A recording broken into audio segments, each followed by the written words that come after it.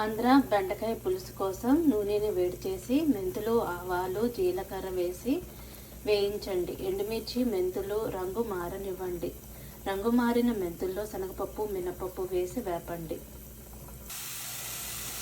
ఇందులో 2 medium size ఉల్లిపాయలు వేసాను. 2 రెమ్మల కరివేపాకు, 2 పచ్చిమిర్చి వేసి వేయించాలి.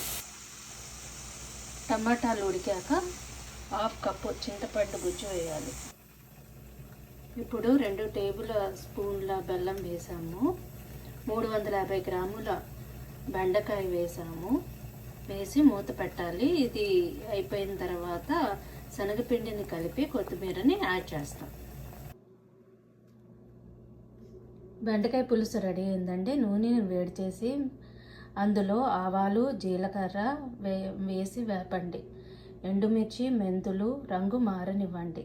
రంగు మారిన మెంతుల్లో శనగపప్పు, మినపప్పు వేసి వేపండి. అందులో 2 రెమ్మల కరివేపాకు, కొంచెం ఇంగువ, పచ్చిమిర్చి, ఉల్లిపాయలు వేయండి. ఉల్లిపాయలు మగ్గిన తర్వాత 350 గ్రాముల బెండకాయలు తరిగి వేయండి. తగినంత ఉప్పు వేయండి. కారము, పసుపు, చింతపండు గుజ్జు 1/2 కప్పు వేయాలి. చింతపండు గుజ్జు, 1 టేబుల్ స్పూన్ ధనియాల పొడి, 2 టేబుల్ స్పూన్స్ బెల్లము, శనగపిండి కలిపి వేయండి. అందులో కొత్తిమీరను వేయండి.